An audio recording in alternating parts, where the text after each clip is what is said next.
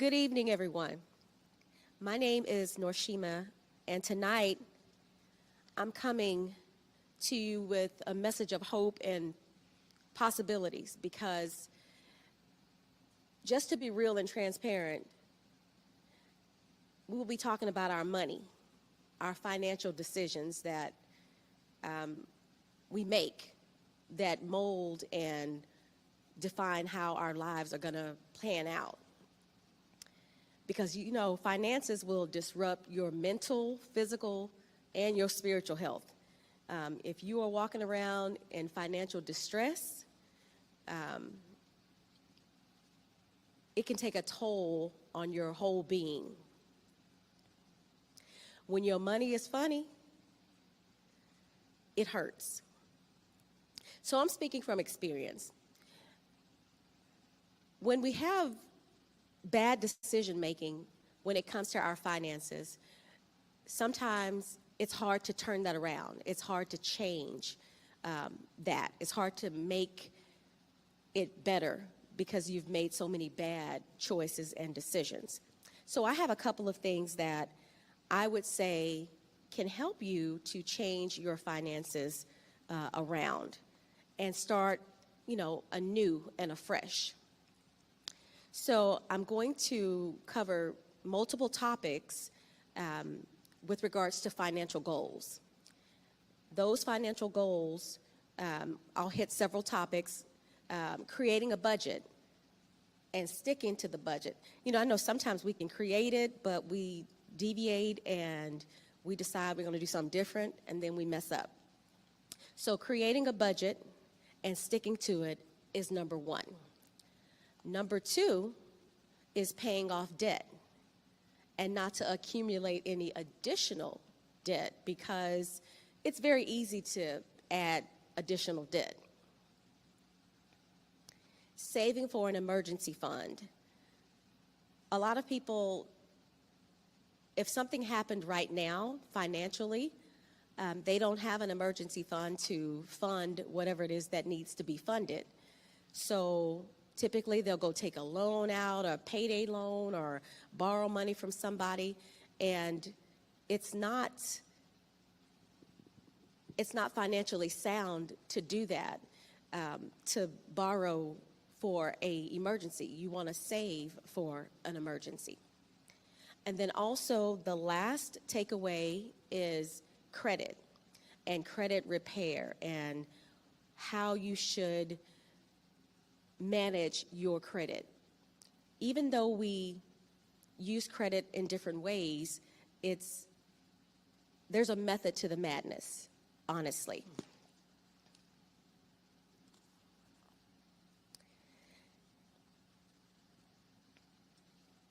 When creating a monthly budget, what you want to do, you want to take your income and then you want to make a list of all of your expenses.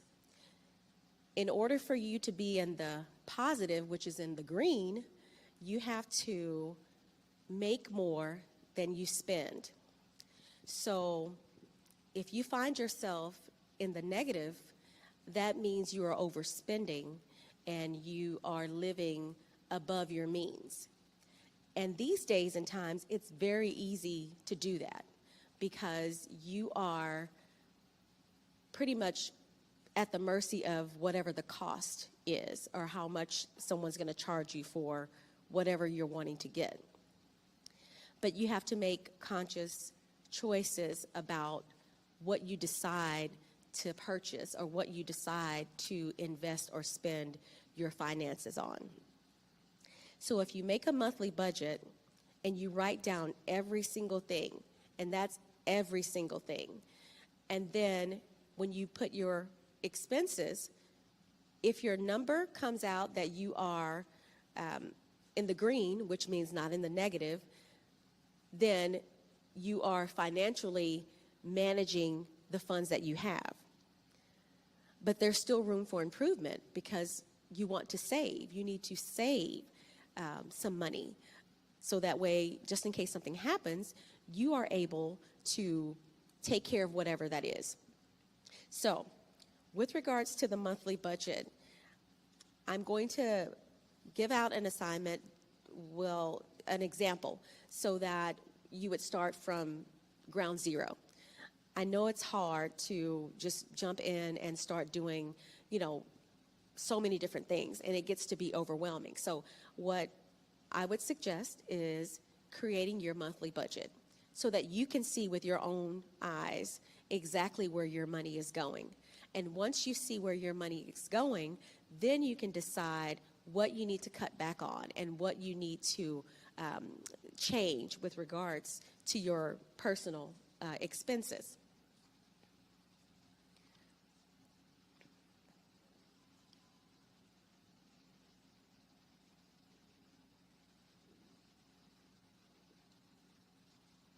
When it comes to credit,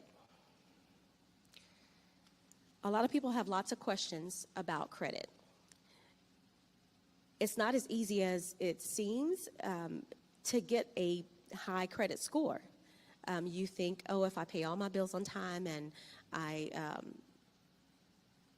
don't owe anyone anything, then I have good credit. That's not how it works.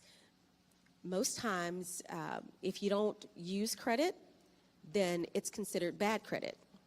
So if you don't use credit, most oftentimes, when you do need it, you won't be able to get it. So my suggestion when it comes to credit is try to manage it wisely. And my suggestion would be to start with, so that way you know exactly where you are. You would start with pulling your credit report.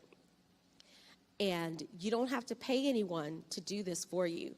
People pay people all the time, and they get ripped off. They get their money took from someone who was deceptive to them.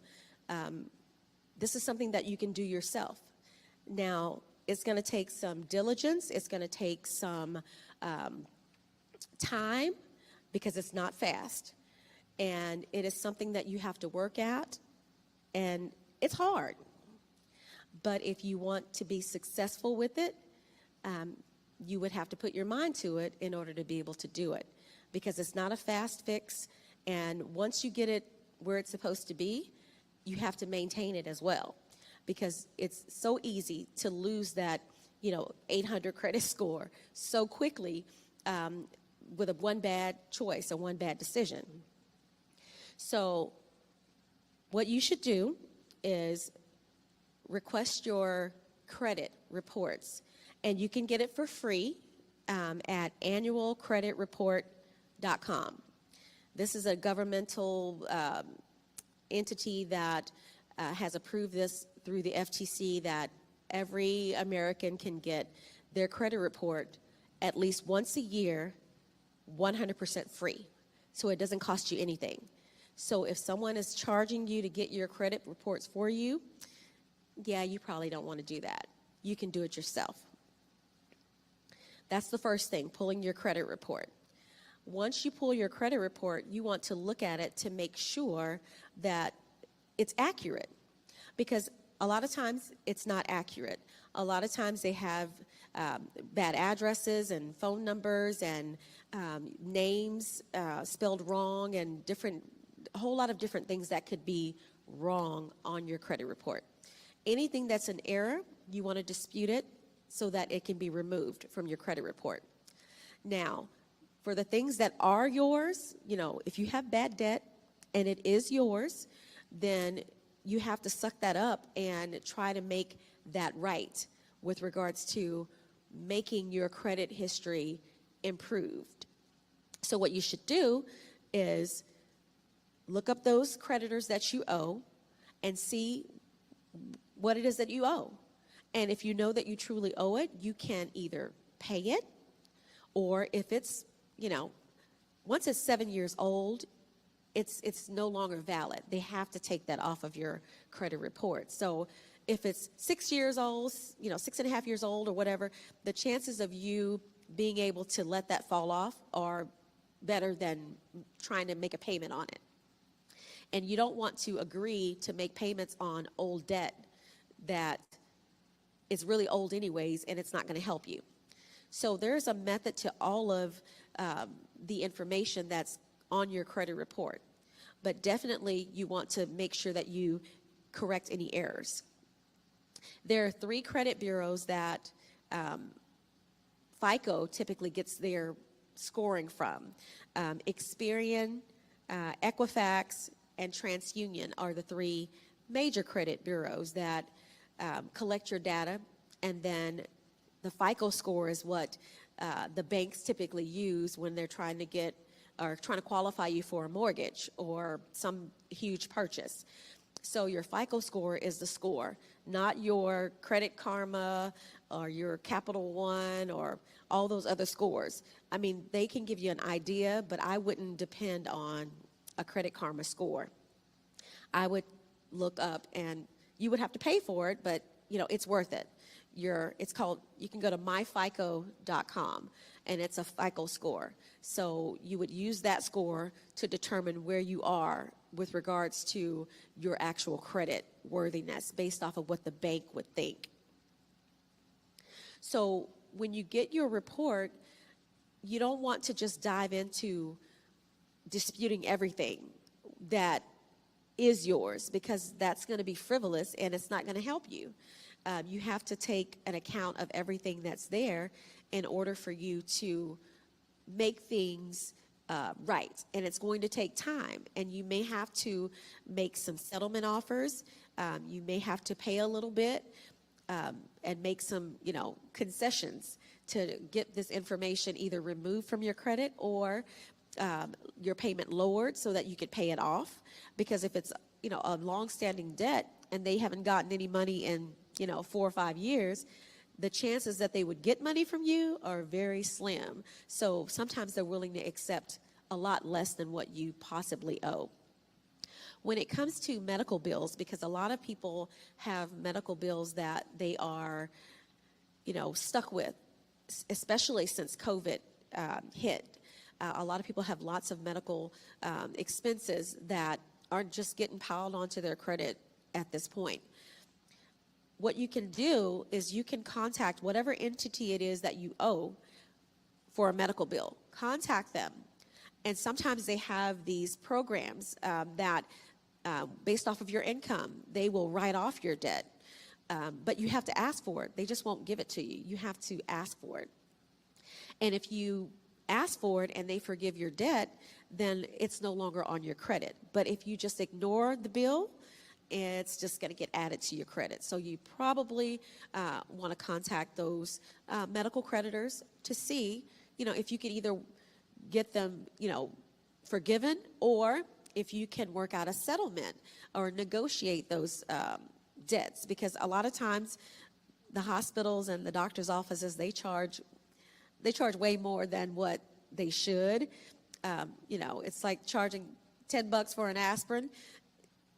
If you're in the hospital and you have to have an aspirin, you're not going to say, how much is that aspirin? You're going to say, give me that aspirin because I need it.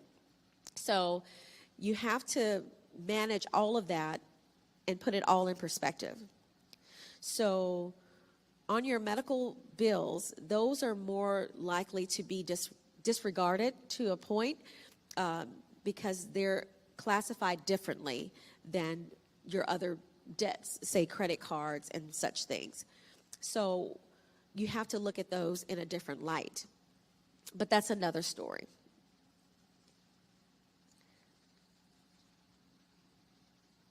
The last thing that I want to talk about for today is developing a savings plan. Now, a lot of times we think, you have to have just big money in order to save. And so we never start, and then we never save. We just spend, whatever we have. So you should start somewhere, because something is better than nothing. Even starting out with $20 a week, if you save $20 a week, you can have your emergency fund within the year. And yes, that's a long time to say, it took me a whole year to save this $1,000 emergency fund, but if you do it and you are consistent, you can do it. So I have it's called a 52-week money saving challenge. And so basically you would save the $20 per week. And at the end of the year, you will have your $1,000 savings fund that you would have, your emergency fund. You would have that saved up. If you can't do 20, do 10, do 5, just do something. And once you start making these small changes with your finances, and you kind of decide, oh, well, maybe DoorDash is not a good idea, or, maybe that purse that is $1,000 purse, maybe that's not a good idea either. Even though I want it because everybody else got one, it's probably not a good idea. Because I'd rather have $1,000 in the bank than to have a purse on my arm for, that cost me $1,000 and I got $0 in the purse. So I would say perhaps making better decisions would probably be beneficial, Now, we all have to look at our individual circumstances. It takes time to get from A to B. And me speaking from personal experience, there's not very many things that you can tell me that you're going through right now, so you can't do the things that I'm recommending that you do. Because I'm speaking from experience that I've experienced a whole lot of things and a whole lot of financial difficulties and bad credit and all these things as a single parent, trying to send kids to college and, figure all of that out. I don't know how, my head stayed on straight at that point, because I thought it was going to fly off at some point. But making decisions and thinking about my current decision and how it's going to affect me later made me figure, I have to figure out something different. I have to do something different, because if I continue to do the same thing, I'm going to get the same result. And so financial freedom is something that we as Christians, we really need, because if we have financial freedom and we're not just completely bogged down by all of our daily finances and all of our bad decision making when we're just spending our money frivolously, then we have the ability to help others. We have the ability to give to others who may be in need. You just never know. You think people, by looking at them, oh, they have it all together. Well, most times that's not true. It's a facade. It's kind of, they're all put together, but you don't realize they just barely had enough gas to get to church and get back to the house. But they look really good today. So you just really don't know. So when we're making these decisions and these choices about what we're going to do, we should also pray and ask God where to start and what to do and when to do it. And then when he tells you, you probably want to listen, because sometimes, and I'm guilty, because he'll tell me to do X, Y, Z, and I'll do Z, Y, X, which is not what he told me to do. And then I have to get that, that knot upside my head, because I decided to do something different. I decided to go a different direction. So all I'm saying is that where you are now, you can start over fresh, and you can make better decisions that will benefit you going forward. So I will be coming back next week with some additional information, and hopefully I get different questions and such in the comments of what you would like to know with regards to savings account, credit, budgeting, even grocery shopping, making a grocery list, picking out your meals and sticking to that grocery list. I'm guilty. I've gone to the store with a grocery list and bought all kind of stuff that wasn't on my list. And then I went over my budget. And then I'm looking crazy because I realized I done went over my budget. Gas is super expensive. All the running around that we do, sometimes you might want to just not do all that running around. You might want to just park.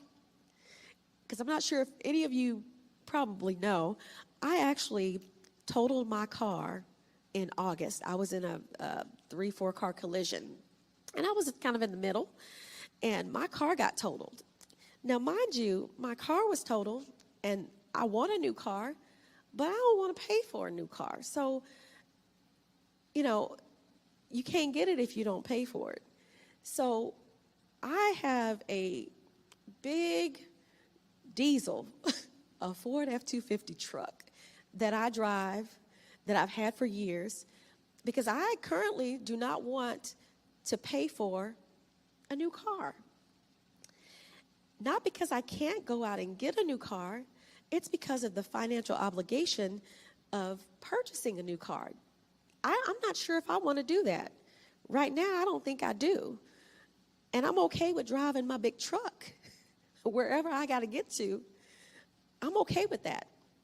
I don't care what anybody thinks about a little old person like me in this big old truck. I'm completely content within myself when it comes to that.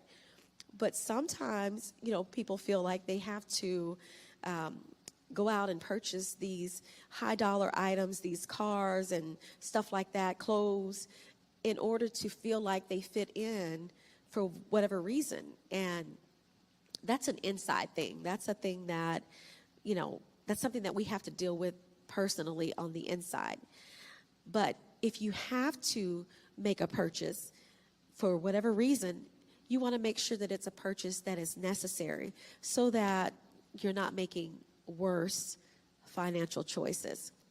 So as a person of transparency, who I don't have it all together, I don't know everything, but I know that these things that I've brought up today will work and will help to turn you around financially if you put them to work. I am willing to help you in any way that I can with answering questions or giving direction if I know. If I don't know, I will ask someone. But it's very difficult to live a peaceful and balanced life if you are financially stressed to the max. And the only way that you can make a change or to get a different result, you have to make the change. And you're the only one who can do it. No one else can make you do it. There are husbands and wives who live in the same home together, and they can't get on the same page financially because their thought process is completely different. There's a lot of, if there's a mistake made, then it wasn't my fault, it was your fault.